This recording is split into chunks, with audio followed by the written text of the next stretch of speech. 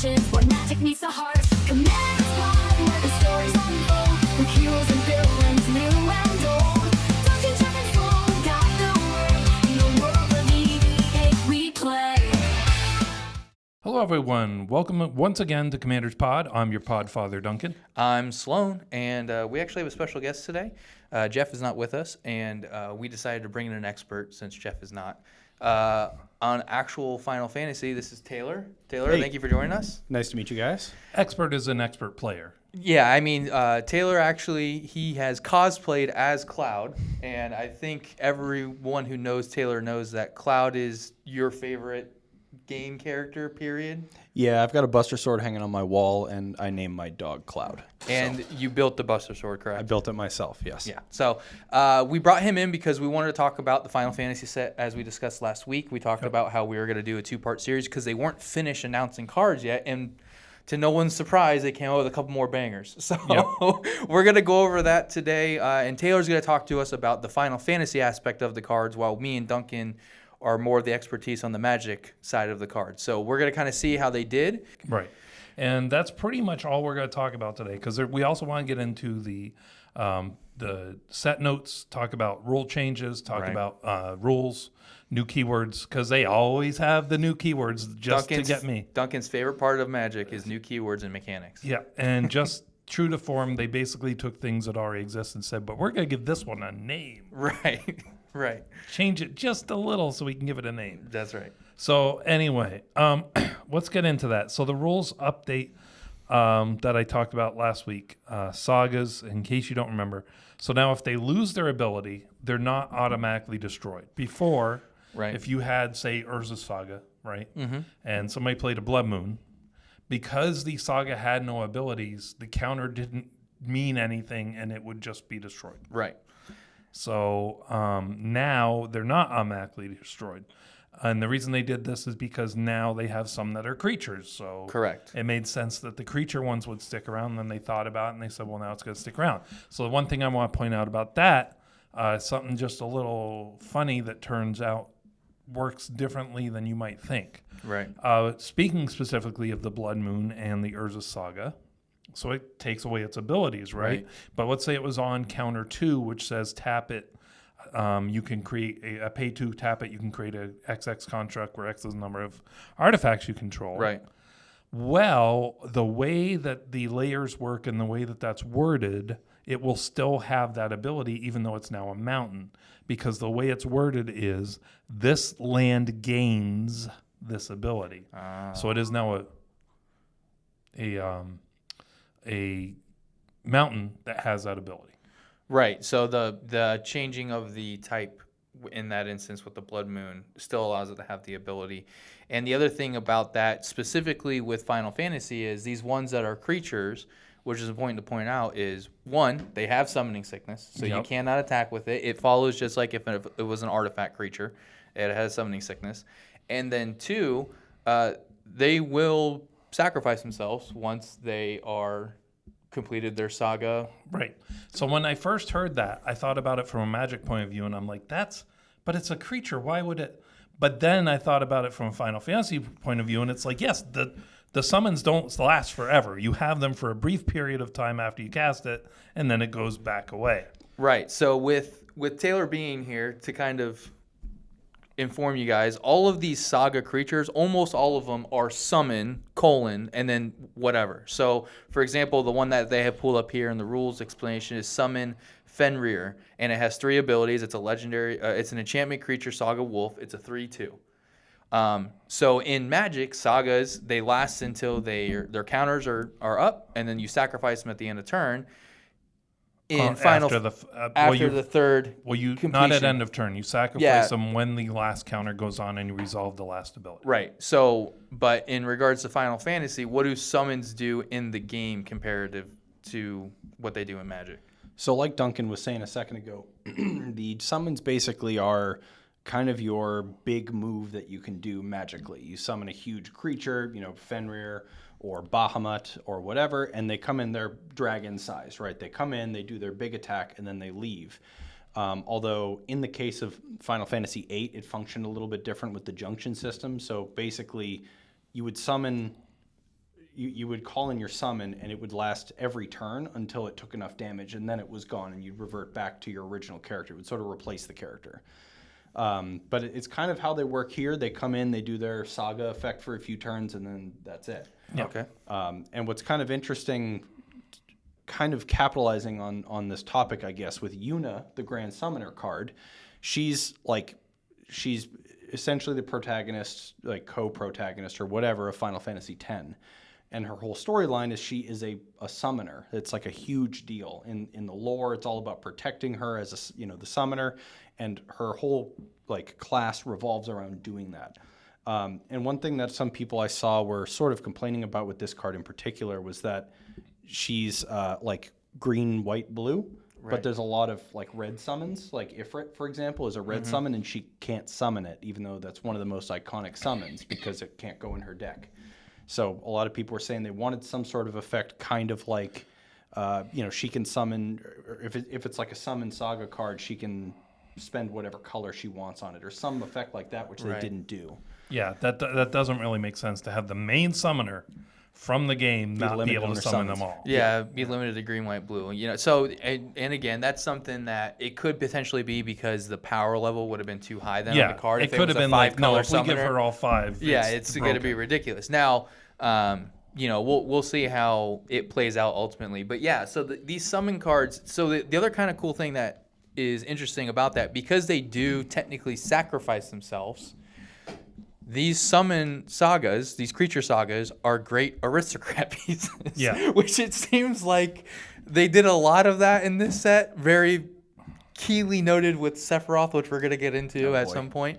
But the fact that you now have these sagas that are technically triggering a creature death as well as just a permanent leaving, that opens up a lot of possibilities with these summons now. That are these sagas. So that's going to be cool, interesting. But yes, they do technically function as if they are a creature as well as an enchantment. So you cannot attack with it immediately unless somehow you can give it haste. Right.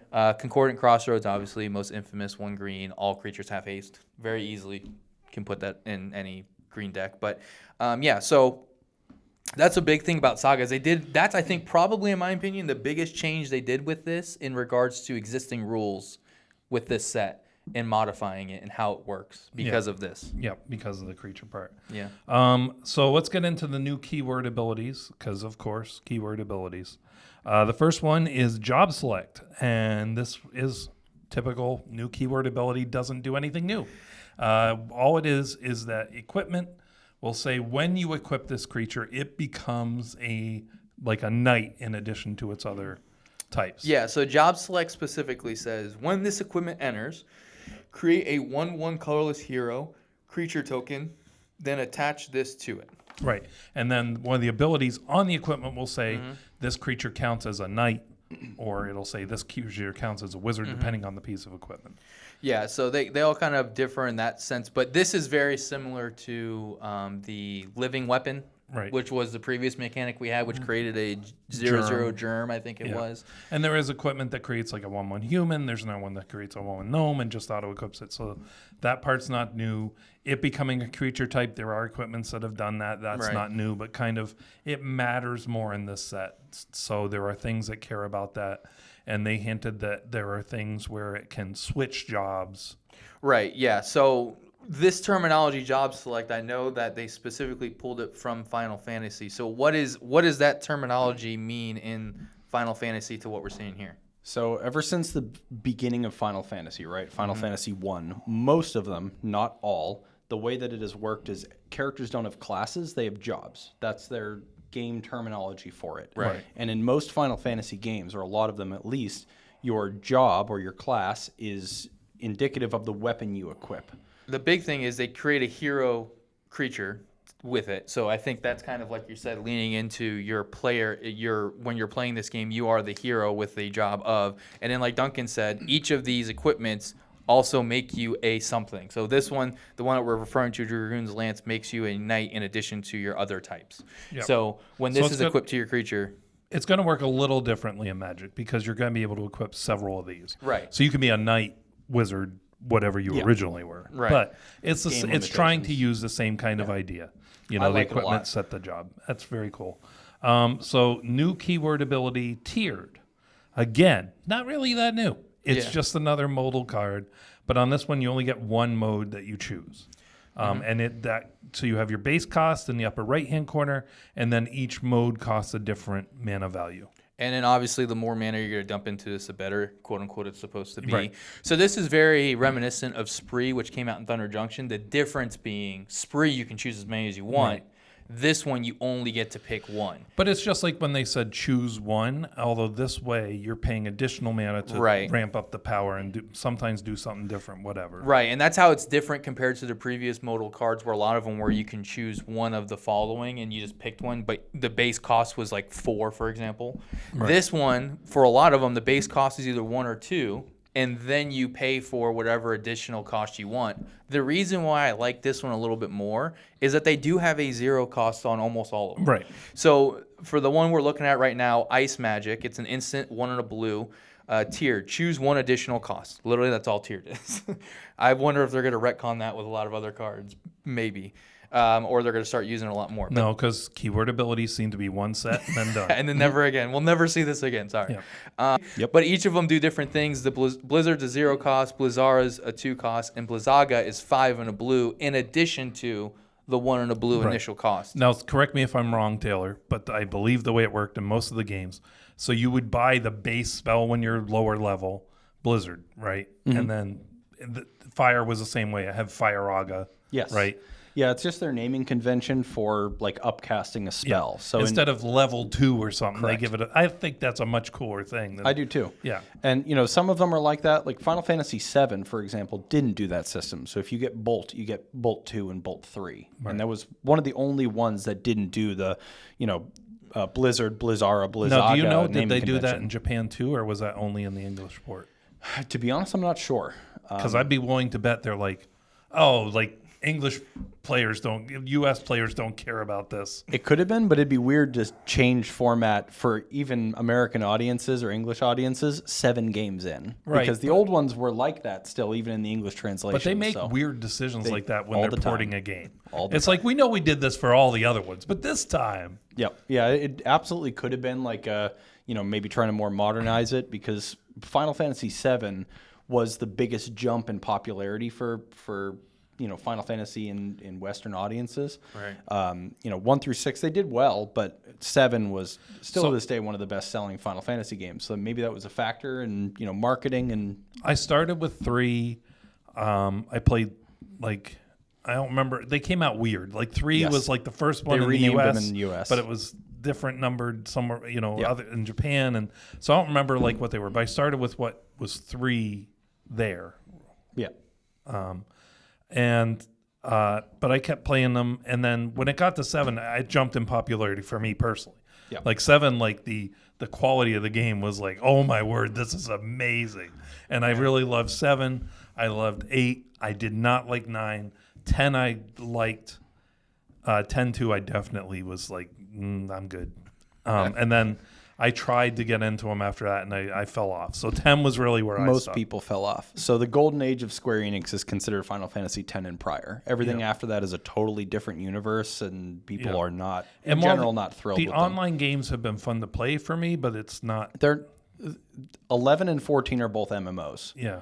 I don't know why they made those like a mainline Final Fantasy numbered game. It's probably just to get people into it, because if it was just like Final Fantasy side game, people wouldn't play it. Right. I don't exactly count those in the same realm as other Final Fantasy games because they're sort of like their own thing. But they definitely function very differently. Yeah, from the it others. was fun as an MMO, but it wasn't a Final. I mean, they had Final Fantasy aspects, but it didn't feel like Final Fantasy to me. 14 ended up becoming that way, though. So initially, when Final Fantasy 14 first came out, it flopped hard. And then they shut the MMO down entirely and rebuilt it from scratch, which is why it was called A Realm Reborn, because they rebooted the whole game. And I love Final Fantasy 14. It's kind of the only Final Fantasy I've enjoyed since 10, like post Golden Age. And that's because they did a very good job making the story in that MMO feel like a Final Fantasy game. Yeah. It just takes 200 hours to get into the meat and potatoes of it. So it's a hard ask and a hard sell for a lot of people. Right. But we're getting a little bit off track. It is on track, but it's off track. Right. So, Before we pass it up real quick. So no, I'm not passing it up. I had more I was going to talk about. Well, I wanted to go to the spell we were talking about. So that progression and the way it works in Magic, is that a good representation of kind of with the abilities, you again not really having the as deep Magic knowledge, but you would say that looking at that, you think they progressed it well, and it is a good representation of the Magic spell slinging system. Absolutely. In Final So Fantasy. in most Final Fantasy games, they have mana, just like, most fantasy games have that, and you just choose to use the more powerful ones. They just cost more mana to use. Yeah. So Right. it's exactly what it is. Sometimes they have additional effects, but most of them were just more damage in the games. Right. So Okay. it's perfect for that. Yep. Sweet. Just some key things to know about this. So if you're casting one of these tiered spells without paying its mana cost, you still have to pay the additional, even if it's 0. Right. You have to announce it. You have to pay for it. Right. Obviously, 0, you announce it, nothing But to pay for. Yeah, nothing to pay for. But only the upper right hand part is covered in the cost. So, and then the mana value of the spell, if you ever want to know what the mana value is, again, it's only what's in the upper right hand corner. Correct. Doesn't include what mode you want. And then if copying allows you to choose new targets, it does not allow you to change modes. Right. Even if you're going down. So just like most spells that when you copy it, which we talked about this a couple weeks ago as the pro tips, remember, once you copy a spell, you're copying it as is. You're not allowed to change it. And that also includes you don't have to pay for if you choose mode, the final mode in this one, which is Blizzaga, Yeah. which is 5 and a blue on top of the 1 and a blue. So you're at a whopping 6 and 2 blue, so 8 mana. You don't have to pay that 5 and a blue again when you copy it, but you can't choose a different mode. You're using the 5 and a blue again mode that was already paid for. So that logic still follows through all of Magic. Thankfully, they didn't make a special rule because that would have killed me. Yeah. But yeah, when you're going to copy something, you copy the spell as is.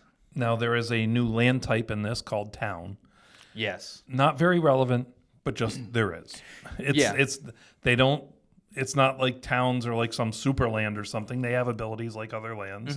And some people may say, oh, but this land, I'm not talking about individual cards, but town in general does not really mean anything. It's just a new land type. Yeah, and I think there is some cards that care about towns specifically, but again, it's not like it does groundbreaking stuff. Right. It's just very like some similar cards count about deserts or caves. Right, exactly. Gates, same thing. It's just if that type of land comes in, it does something, or it comes in untapped instead, whatever. So, but the towns that they chose, I think for the most part, most of them were like major cities in the game.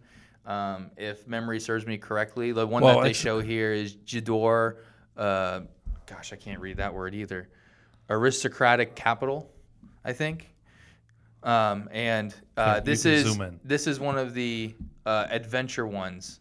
So this is one of it's a land town with the adventure on it, and then you can put it in as a land and it would come in tapped. Yeah. Spoiler alert, because that was in the next note. I know, that's why I did it. It's called a lead-in, Duncan. Okay, fine.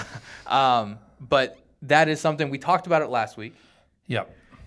Really big deal. I mean, it's a game changer. However, not an actual game changer. Hold on, clarification. an actual game changer. Not a game changer as in tiers. Yeah, not the new And rules by the say way, game having changer. tiered spells now, and now the tiers and brackets. Oh, yeah. It's all right. But anyway, it's like when they made the card shenanigans, and somebody says that was Wait, the card? Or are you talking about it was goofy stuff? Right. But anyway, yeah. So the thing I realized though when reading the notes, and of course this is how it works, but I didn't think about it. If you try and cast the adventure side and it gets countered, you now cannot play that land. Right, yeah, because the land got counted. Hey, you can counter lands now. Yes. I said it was going to happen. Yeah, first time ever.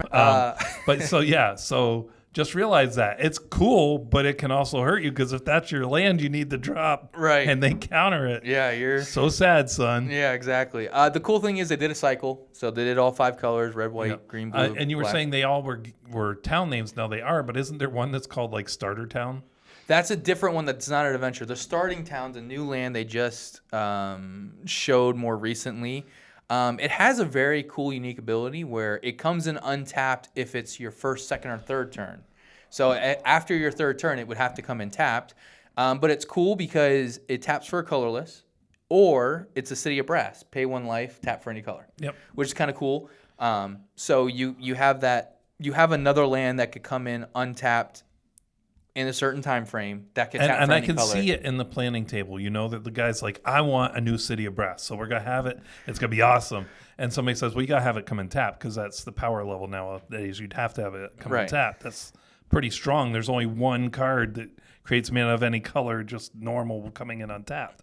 And he's like, no. And they argue back and forth, and it's like, then they settle on, all right. So at 1, 2, or third turn, it'll come in untapped, and after that, you get your way. Yeah, Which kind of works perfectly for a starting town, Yeah. right? Like Right. that's the theme on it. It's kind of cool. You know, it Yeah. kind of encompasses all Final Fantasy games without being a specific location, and sort of just all RPGs in general. Like especially JRPGs, they always start in some stupid starting town that you usually don't care about later in the story. Yep. So So the other thing, so this was in the section of returning keywords. So the other returning keywords are landfall, flashback, and then this isn't a keyword, but transforming double face cards, and they have new meld cards, and I'm excited for that because the Yeah. previous meld cards were really cool. Cavany Township and the Bruna. Yeah, the Angel. Yep. So now they have new meld cards. That's going to be very cool. And Kicker is another one that they brought back. Yeah, we haven't seen Kicker in a while. Yep. Kicker's always fun. Technically, everything's Kicker. If you ever watched that video that someone did, I think it was the professor. Well, I mean, the tiered is a kicker. Yeah, everything's a kicker. It's just a different type of kicker. The delayed kicker, kicker from the grave, kicker from exile. Everything's kicker, you know. Yep. But I'm glad they brought back some mechanics. Of course, the some of the more powerful mechanics I think that we're gonna see here in this set specifically is gonna be the two-face cards. A lot of the ones that And flip meld. and meld are going to probably be the more powerful cards that come out of these returning mechanics, in my opinion. We have to wait to see what happens. I in the mean, I don't world know. of Magic. Landfall can get nutty in Landfall deck. Yeah, but I think because the landfalls, at least the ones I've seen, haven't been like crazy strong or anything. Like they haven't been. Somebody will break them, and you're gonna be like, "All right, that's now the most powerful thing." Yeah, but of course, only in a someone's gonna specific make me, situation. Yeah, someone's gonna make me eat crow here, but definitely excited to see some of the returning mechanics. I'm glad they dialed back. Yes. No 9 new mechanics, please. Don't do that again. Duncan almost had a heart attack. We Yeah. had to resuscitate him, man. It was not pretty. It was. And plus, you guys are doing a lot of work for one set, and then those keywords never matter again. Yeah, So. just keep it to 1. We'll see him once every 5 years. Yep. You Let's know, just it'll be do that. great. So one of the things I wanted to talk about, Taylor, you've been looking at this set. You actually pre-ordered some. You haven't been playing Magic. You've played a little Magic back in the day, but you haven't played. yeah, I used to actually play a lot. I started playing when I was 8 years old, back in like 1999, roughly. And I think it was 6th edition, I think, is when I started playing. That's I bought a ton of cards. that's about the right timing. Yeah. It was 6th or 7th, I think. And I played a ton. There was a local card shop where I lived up in New Hampshire back in the day. It was called the Silver Dragon. Went there all the time, did draft tournaments, played as a kid a lot. I sort of fell out of it for a long time, but then got back into it a little bit, very casually more recently. But this set has sort of brought me back more and piqued my interest again. So you've looked at a lot of the cards that A are good chunk, yeah. Yeah. How do they stack up to the actual video games? So I'm actually very pleased with most of them. There are some in particular that I think are hysterical. They're disrespectful, and I love them. They're But perfect. respectful at the same time. They're respecting the source material in the most disrespectful way. So, for example, Aerith Gainsborough and Zach Fair, right? Those are 2 characters from Final Fantasy VII. Spoiler for anyone who, if you want to turn off your or pause or skip ahead, it's like 25-year-old spoilers at this point, so it's on you. But Zach and Aerith both die in the game in pretty gruesome ways. And their cards involve sacrifice effects, which is awesome. It's really sad, Themselves but it's awesome. specifically. Yeah, they sacrifice themselves, which is That's hysterical. In particular, the Zach card is one of my favorites because the way he dies in the game, basically he's carrying Cloud, and who's like basically drugged out of his mind from a crazy experiment. He's like almost borderline comatose, so he has to protect him. And they're running away. They're getting chased by like military essentially, and he gets confronted. And Zach has to fight off like hundreds of these military soldiers. because he's a super soldier, so he can. But he dies in the process. He kills all the enemies, but he's like bleeding out on the ground. And as he's dying, he hands his Buster Sword to Cloud. He's the original or the previous owner of the Buster Sword. Oh prior yeah, to Cloud. I remember that now. He hands it to Cloud, and he says, "You have to be my living legacy." And then he gives him the Buster Sword. That's how Cloud gets it. And his card, so he enters with a 1/1 counter. Tap 1, sacrifice Zac Fair. Target creature you control gains indestructible. That's him protecting Cloud until end of turn, so just temporarily.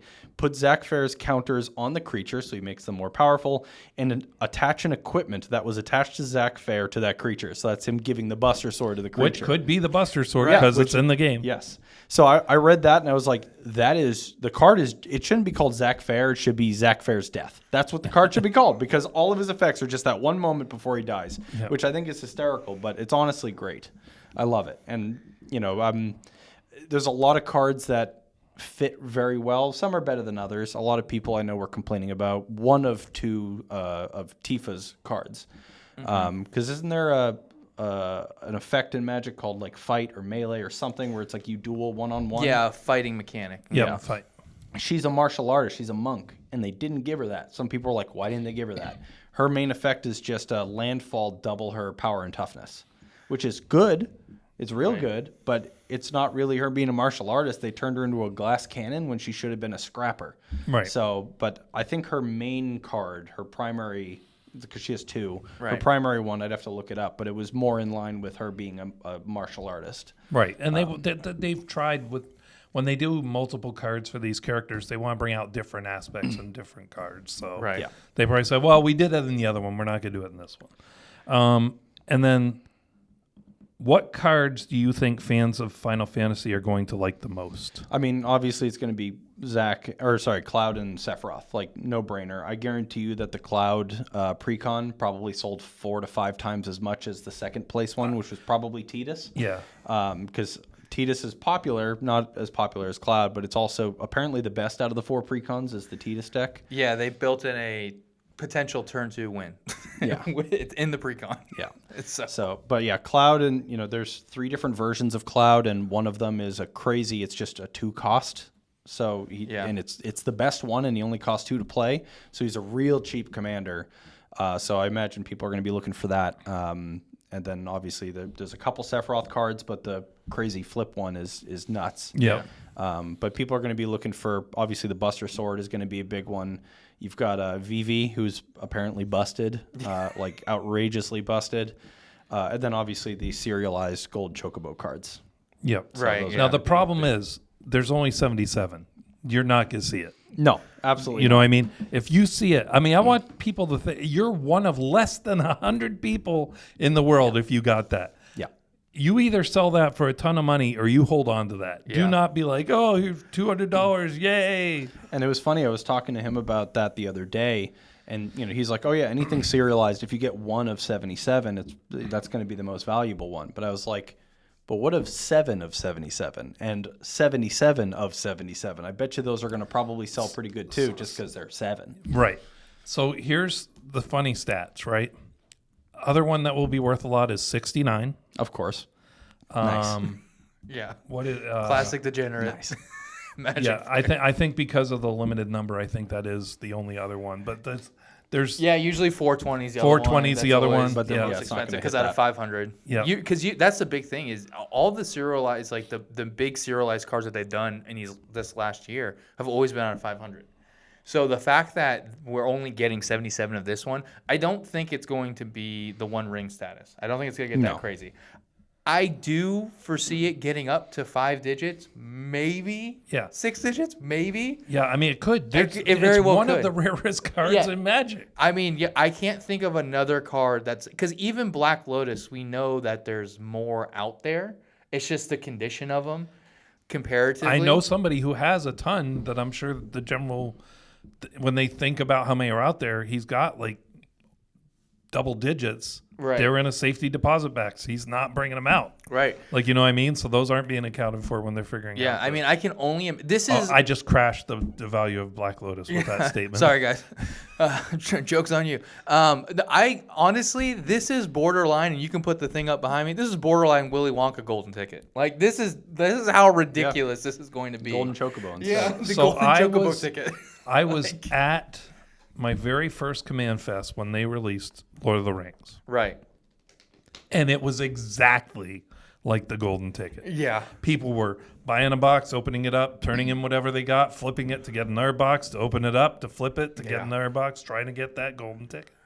Yeah. And that went on for weeks. Yeah, it took. I think it almost took up to a month, right, before someone finally pulled it. Yeah, it was at least that, yeah. Yeah, and it was one of those things, and I think, and again, I get it's kind of a sucky situation because it's like I wish there was more out there, so like there's more people to have a chance, but at the same time, Well, now there is. There's 77. well, but compared to 500, which is what they've previously done, like obviously there's not that many, but this is I think it's going to have that same Lord of the Rings, the One Ring effect, where people are going to be like, they're going to be watching online media to see how many have been pulled, and then if they haven't hit 77 yet, they're going to go out and buy a bunch of boxes and try to get there. I hope you're right, but I hope they realize like it's statistically almost the same as the One Ring. You know what I Yeah, mean? I mean, Which is the almost fact that there's statistically the same 7. as the 500. Yeah. Like it's, Yeah. With how many cards there are, it's the same. You still don't have a chance. Yeah, Yeah, but it's when very, they very when they literal. used to do serialized cards, and there would be multiple serialized cards in a set, and you Right. didn't know which ones or how many, and you'd get it one. I didn't know this was serialized. I remember Brothers War. There was a ton of serialized cards. in Right. that. You know what I mean? That's the one thing I've never opened, and now that they've limited it to so much, I probably never will. You know, I've said this before, 2 of the human soul rings from the Lord of the Rings. There's only 9,000 of those made. When I found that out was after I sold them. Oh yeah. It's the only reason I regret selling them. They were very cool, but I got $300 a pop. I'm like, Yeah. yeah. That's 2 more boxes basically. Yeah, exactly. And now I'm like, but there was only 9,000. This is 77. Yeah, that might be the most rare card you've ever pulled. Yeah.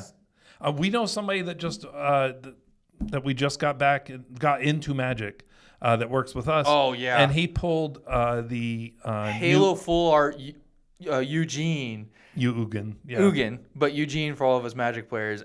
In like his first box that he bought since he got back into Magic. It's $600. $600 card. And then on top of that, he bought another box and got the Japanese Halo version, which is only worth like $50, which is crazy because you figure that one's more rare because they just randomly Well, throw it's it in not. a pack. It's not Halo. That one's just foil. But Yeah, that one's just foil. But the But Japanese still. are rare over here. They're not as common as the Right. foils. Anyway, but so yeah, the chocobos are going to be hype. Yes. And If you are lucky enough to even see one, Right. good on you.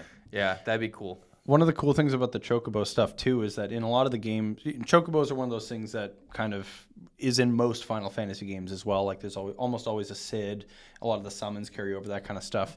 But in a lot of the Chocobo games, you can breed the different colors of Chocobos, and they do different things. The gold Chocobo is the best one you can get. They're very hard to breed, and in some games you can get them by circumventing the breeding. You know, like a hard boss will drop a thing that gets it or whatever. But the gold Chocobos, they can fly over anything, they can run over everything, mountains, water, whatever, that they're like the best.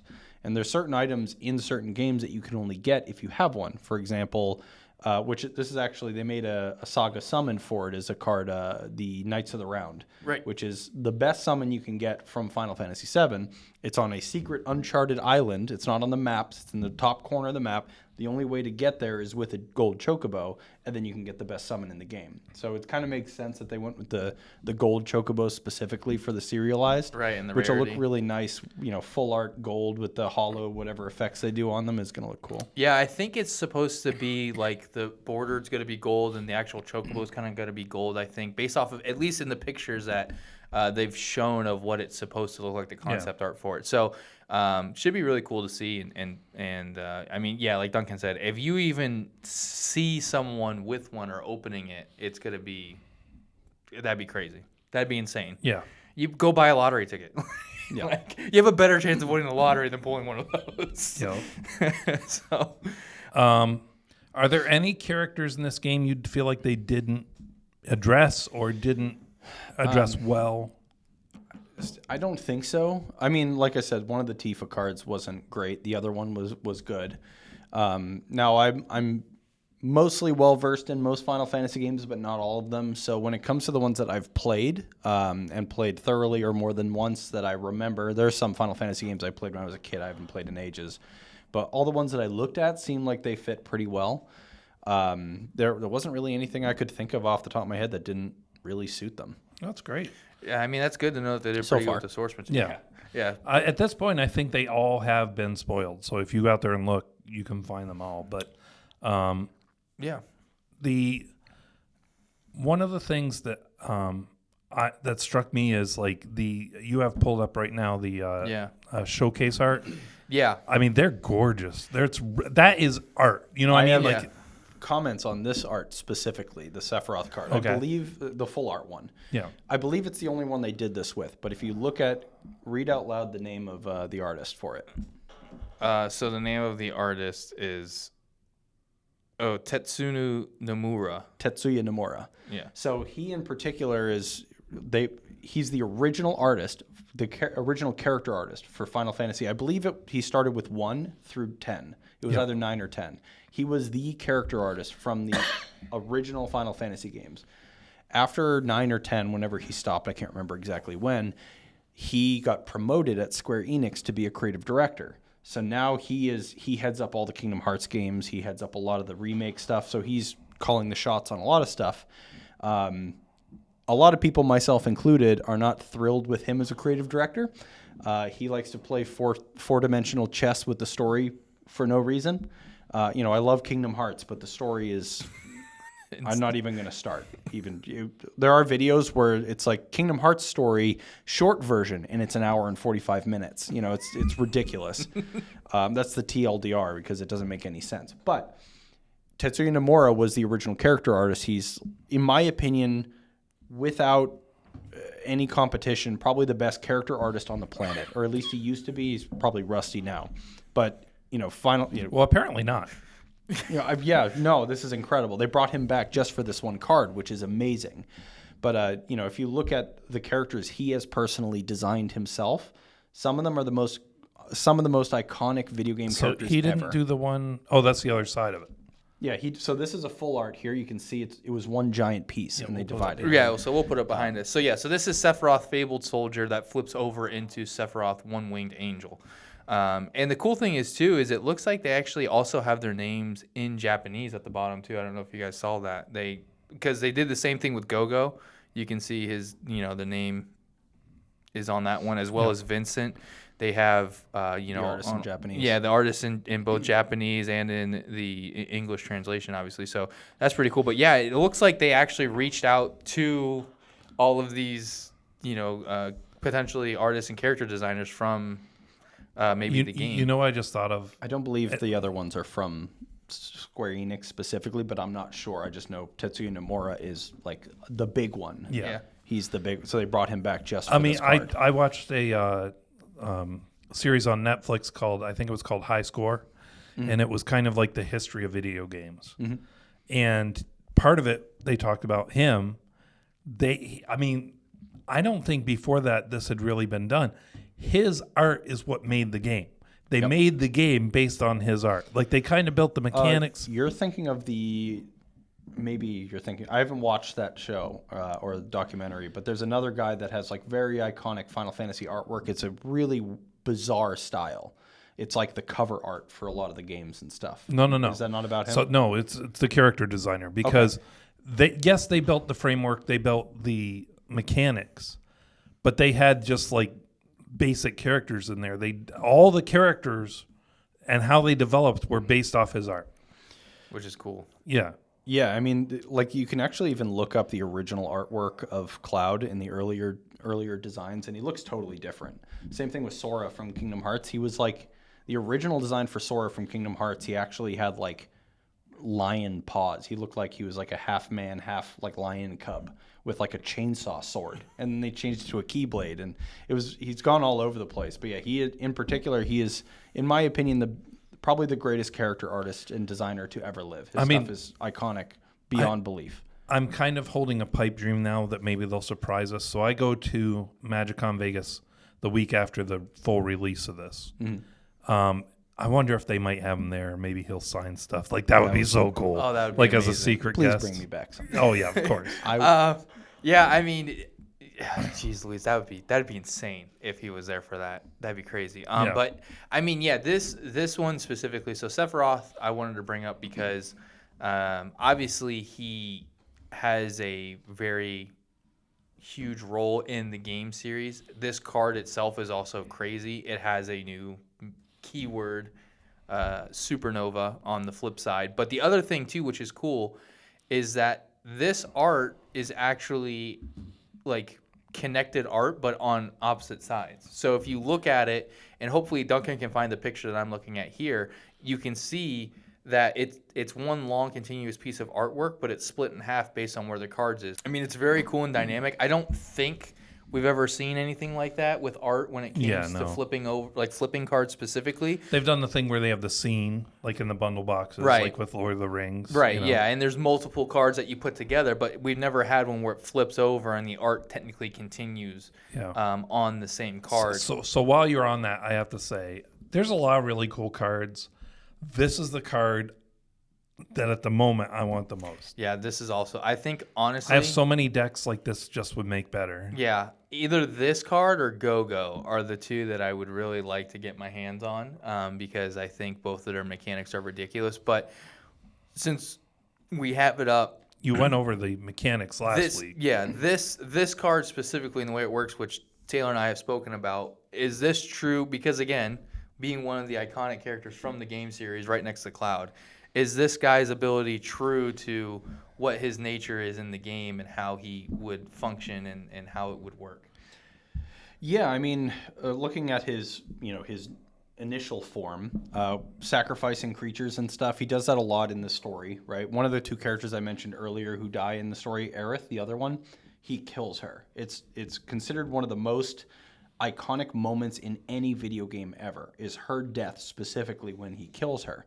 Which is funny because they made a card of him in this set of him when he's dropping down from the ceiling, which is the scene where he kills Aerith.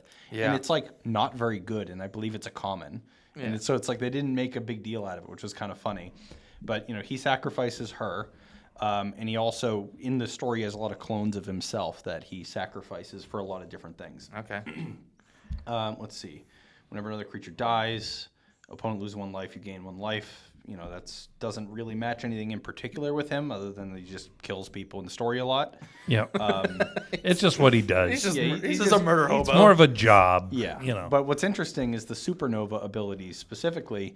Supernova is one of his final moves that he uses in the final fight of the game. And that in particular is a really iconic ability because it's basically a cutscene. When he uses that ability, it is a 2-minute and 8-second animation that you have to wait through for it to do a ton of damage to you.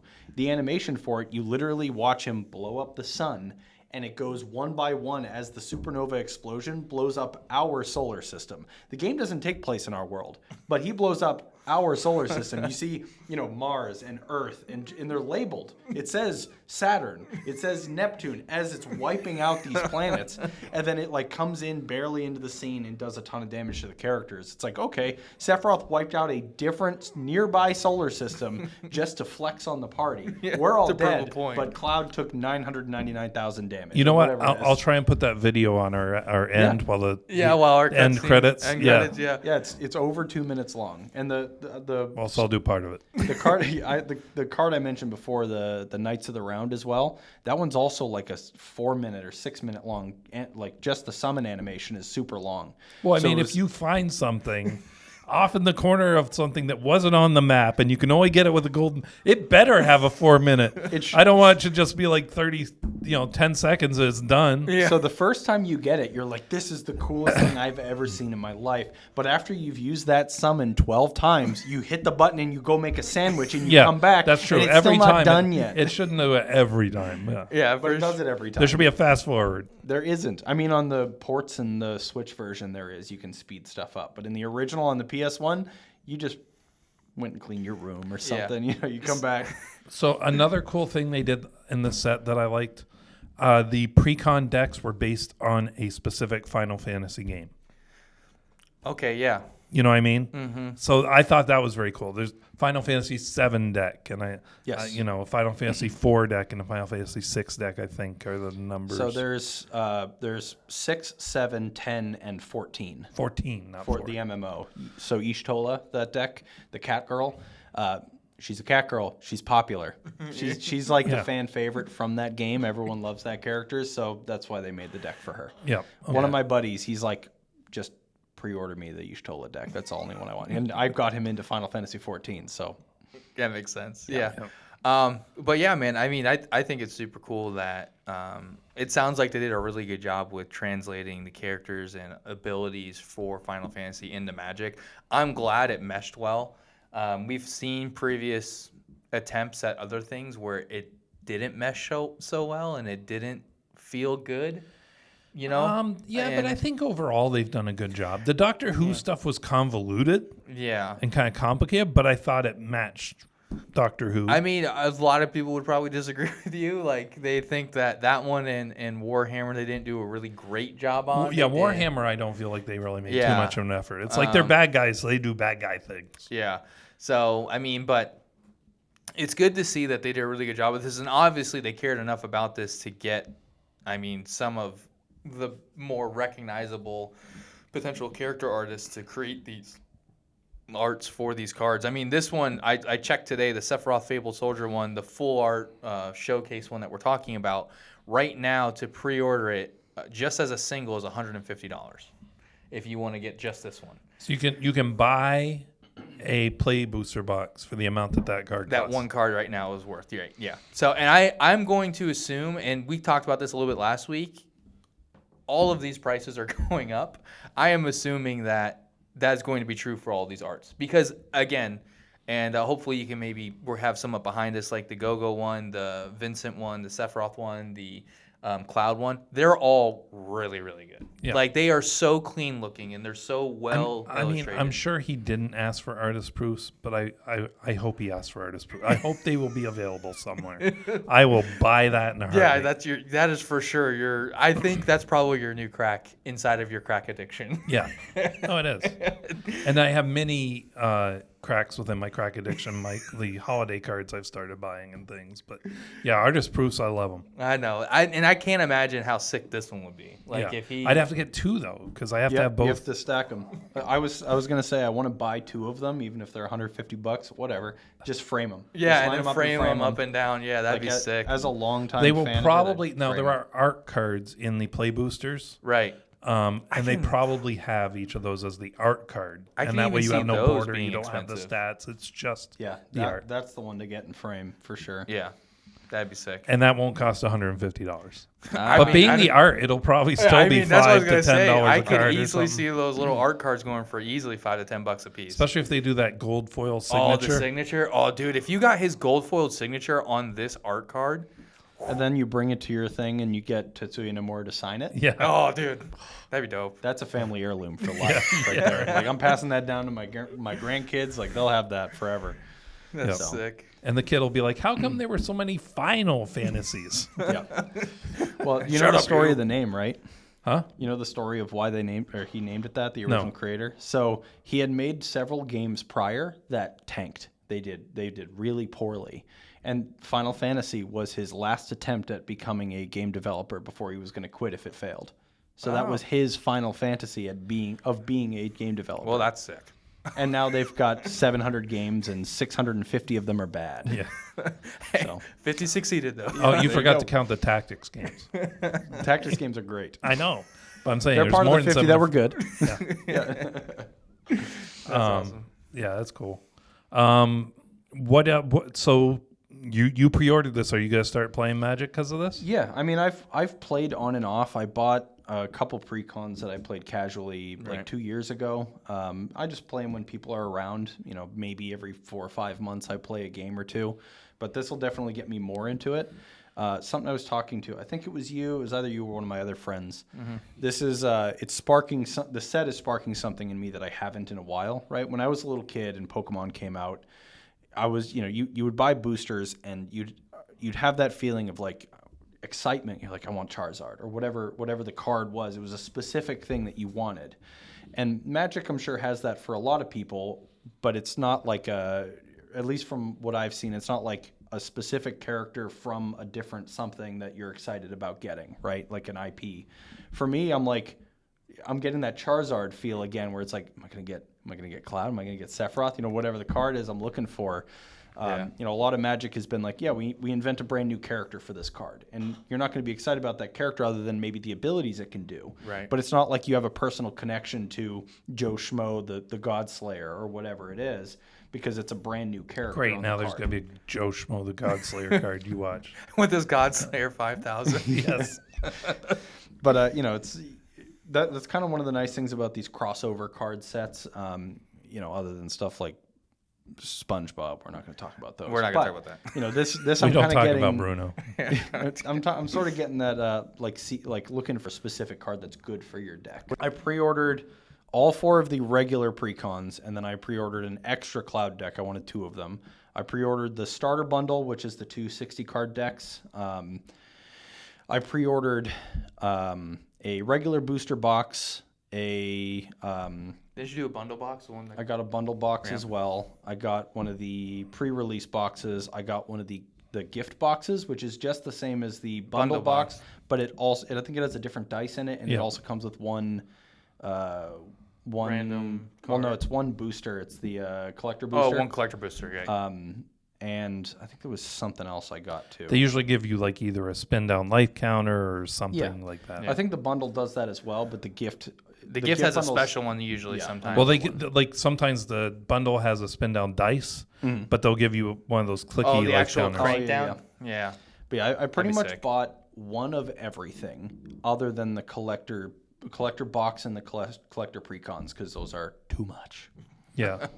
I'm not paying $1,400 for 4 precons. No thanks. That was the last time I checked too. It might be higher. Well, It probably is. Yeah, Amazon. You when got we me checked- beat. Yeah, Amazon when we checked last week, before you tell them what you got, the collector boosters on Amazon were up to $1,000 for one booster box, a collector booster. But box. what's crazy is the play booster boxes and the bundles are like normal. Yeah, they're it's not just even. the collector. It's just. It's just the, Well, it's because all these cards are in there. Like these are gorgeous. Who doesn't but you want can these? get those in the play No, you booster. You can't. can't get the foil. You can get the full showcase. You might want to check because there's some that you can't get. I think you can get okay, that's a good thing. I'll check. Yeah, But you might wanna check. In most of the sets, you can get the showcase. You just can't get the foil showcase. Yeah, well, I will say too, the other reason why people are probably going after collectors is because you have a higher chance of getting a mythic, and It's all because of of these the are mythic. chocobo crack. Well, that too, but all of these are also mythics. Like almost every single one of these like gorgeous full art ones that are our main character are mythic cards, and you have a better chance of pulling them in a collector booster compared to a regular booster, which is also probably why. Yeah. Besides the golden chocobo that no one's gonna get. I got a collector booster, a play booster, and I got 2 of the decks. I couldn't.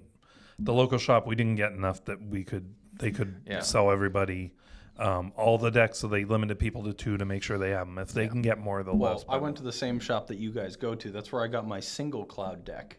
And then I bought the pack of 4 from a buddy of mine he works at Coliseum of Comics, and they only let Tampa, you yeah. buy the 4, which is weird. Yeah, to me. that's crazy. Like which I was going to do anyways, but Yeah. I was like, they don't let you buy the they were singles. worried everybody was going to only buy the cloud. It's Right. like Which they probably did. want the cloud first, but I think a lot of people just want them all. Right. You know what mean? I don't really think they would have had an issue with selling all 4 of them. Sure, I 100% agree. I think Cloud would have sold out first, but I definitely think because from a mechanics and gameplay standpoint, the other ones are still really good and strong. They have really good cards in them. You also have to remember, though, that a lot of people are going to be like me, where they haven't played in a long time, and they're Or going ever. to come back for this. So, if I only had $70 or $80, I would only get that Cloud deck. So you're going to get people like that who haven't played in a long Right. time who are just going to do that. It's But a I think big you're IP. also going to get people that buy this set, never play Magic. Yeah, they just want. Yeah, they just want the cards. It happened 100%. with Lord of the Rings. Yeah. I'm sure it's going to happen Oh, with yeah. this. And my kind of mentality was, like I want to get back into Magic after this set, especially. I want to get a little bit more into it than I have been. But my mentality was, I'm just going to buy basically all of it. I bought one of everything other than the collector stuff. My mentality was, I want to get back into it, but I'm probably never going to drop this kind of money on Magic again in the future.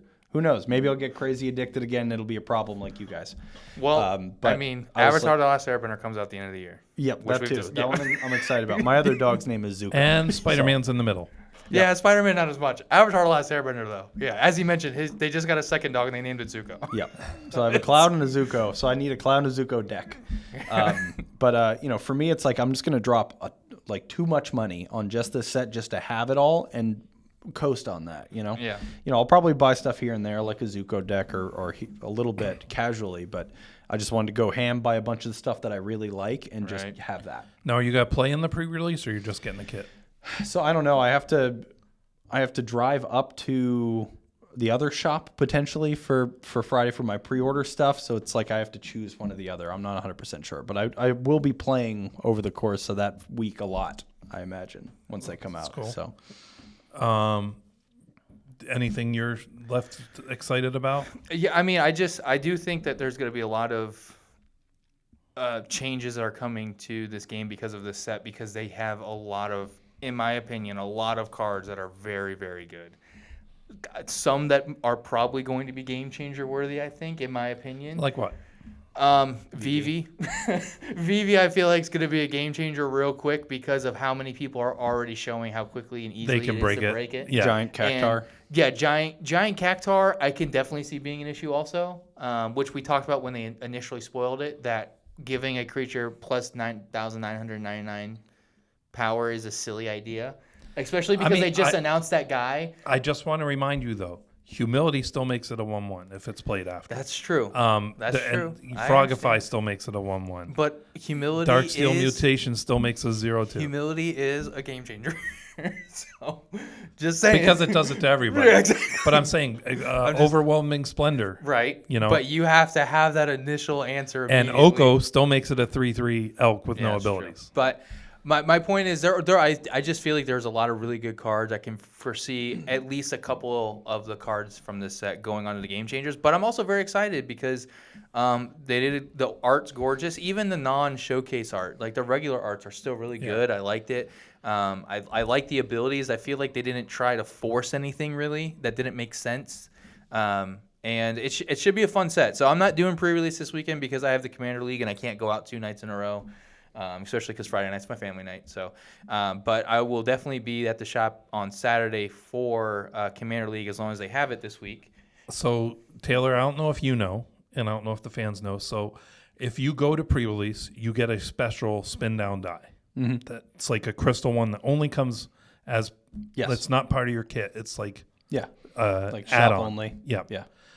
And then if you go a second time, you get something else, and I can't remember what it was, but it was something else very cool, like a special card or something. Yeah. And now it's So if you go to the Saturday, if you go to Friday and Saturday, or if you, some shops are big enough they have 2 events in the same day. Mm-hmm. Like in Tampa that might happen. If you do that, then you get, you can do both in one day and knock them out. That'd be cool. I might have to try to do that. Now I have way more driving to do, so thanks. I could, going back to what could be a game changer, I could see Vivi being a game changer because it's so easily broken. I was going to say Chocobo is not a good card. It's just a 177. That's it. Game changer. It's like a 2/3 flying, and that's it. I think that's all he is. I mean, here's the thing, too, though. Giant Cactuar saw in half, now you got 2 of them. Yeah, well, the other thing is too with the last commander, the last guys they released, the white blue one that he mills people based off of life gain. Yeah, if he's blue, white, and Cactuar, I know he's green, but if you have a way to get all 3 of them in one deck, you can Plains Swords to Plowshare your own Cactuar after it's plus 9,999. Everyone has to mill 9,999 cards. So, and you have 9,999 life. So I mean, it's a little ridiculous. Yep. Definitely don't swords that creature, please. Don't give someone 9,999 life. That's not okay. No one has a spin down. That's big when enough. Path is better. Yeah, Path. Path is definitely better. Give them a land over 9,999 life. So, but yeah, I'm excited. I think I'm pretty sure our shop's gonna be slammed. Oh, it's Both 100%. So, I mean, their pre-orders, they got rid of everything pretty much. Yeah. They did have a few pre-order spots left for Friday, last thing I knew. Oh, the And- pre-release night. Yeah. And Saturday, they're not even sure if they're going to have any kits left. So, Yeah, they might not even be able to do it on Saturday, which is crazy. So, but I'm I'm excited to see what happens. I'm excited to play with these cards and start, adding them to some decks for sure. Taylor, any last thoughts before we go? Nothing in particular. I mean, I think you were talking about how there's a lot of really strong cards in this deck, and all I could think of that they just want, Blizzard or not Blizzard, Wizards wants money. It's sort of like how in something like League of Legends, it's like every new champion that comes out is overpowered because they want people to buy them. So it's like Final Fantasy is going to be a huge IP, and you make them all really strong, you're getting crazy pre-orders from fans and just from the players. Right. So it's like this is going to be it's already their most lucrative set they've ever released. It passed Lord of the Rings by a lot. Yeah. So. And here's the crazy thing. When they announced Marvel was coming out, right? And that the first set would be out this year.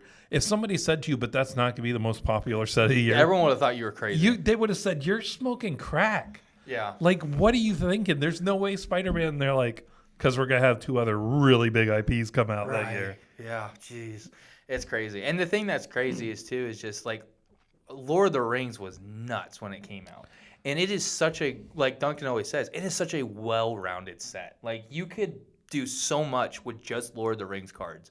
It's insane. I mean, they have probably one of the best cards ever printed outside of the One Ring. We're not going to talk about that one. But with Orcish Bowmasters. Like, it is one of, if you're playing black and competitive, if you don't have an Orcish Bowmasters, you're playing it wrong. Well, and I think Mirkwood Bats is one of the most powerful commons in Magic. Yeah, and again, from that same set. So, I definitely think you're right. I think they created this set with the idea of we want to draw in Final Fantasy people. We want to draw in Magic players. How do we do that? We make gorgeous cards with gorgeous art on them and for the Magic players, we make ridiculous abilities that everyone wants in all of their decks. And we stay true to the characters. Yeah. I was about to say they respected the source material of what the characters do, because I've heard that a lot of their sets didn't do that. Like the Fallout set didn't do a great job, supposedly, of matching what the characters are or whatever. But this set, at least from my perspective, most of them are 9 out of 10 accuracy for the characters. Yep. Well, all the more reason to be excited. But that's all the time we got for this week. Hope you guys have fun with the new Final Fantasy set, whether you pre-ordered, whether you got to wait a week till standard release. Right. The good news is that we get a little taste of it this coming Friday for pre-release, right. And then we get a big taste of it The following week. I did order a collector booster box, which we will open on our pack opening. Mm-hmm. So Sloan, get your hands all moisturized and ready for the camera. Got to go get my manicure. Do that 8K 120 frame rate slow-mo B-roll of the pack. Yeah, right. When the golden chocobo comes out and falls on the screen. It's just like I ripped the pack. It does the dramatic. Let me just get the scissors. like the One Ring in Lord of the Rings. It's like it falls down and you watch it slow-mo settle into place. I don't know what. Full disclosure, I know it's probably not gonna happen, but if I pop one of those and I don't know how I would react, I might have a stroke. If that video comes out and all of a sudden you just hear a thud on the ground, I apologize in advance. But I really legitimately have no idea what I'm gonna do or say if I pull that. I don't know how to react. I don't know what to do. So tune in. I would my hands are just gonna be shaking. It's like, Sloan, it's great, but why does this have greasy handprints all over it? Oh man! But we also have one of our fans who lives locally has also pre-ordered a collector box. He said if he can resist opening it long enough, he'll let us open that one on the air too. So we might have 2. We might have 2 to open. Yep. And then Taylor did also say that he might let me open up the regular booster box as well for him on the channel. So we could have potentially 3 box openings. You could have the visual Final Fantasy overload that we'll be all experiencing in card form too. Right, so, exactly. So should be a good time. But again, that's all the time we have for this week. Thanks for tuning in. If you have any comments, questions, concerns, ideas, send them to cast@commanderspod.com. You can always find us at youtube.com/@commanderspod. You can find us at patreon.com/commanderspod. If you would so like to support us, we would love to have you on there. We got some big things planned for our Patreon coming up. Yeah. Tune in every week. We try and have this out on Thursdays. Last week there were some glitches when I tried to upload, so the video part didn't come out till Friday. So I apologize for that. But the first one that came out was 11 minutes. Yeah. I'm like, what the heck? The file says an hour and two or whatever. Yeah. And then when I went to play it, you go skip to the end and it's like, there's an error here. I'm like, well, great. Why didn't it tell me that? But anyway, got it figured out. So try and have them out Thursdays at 6. But, bear with me if I run into technical difficulties. But again, thanks for tuning in. And don't forget, play bold, swing wide, and don't forget to pay the one. Commanders Pod, where the stories unfold with heroes and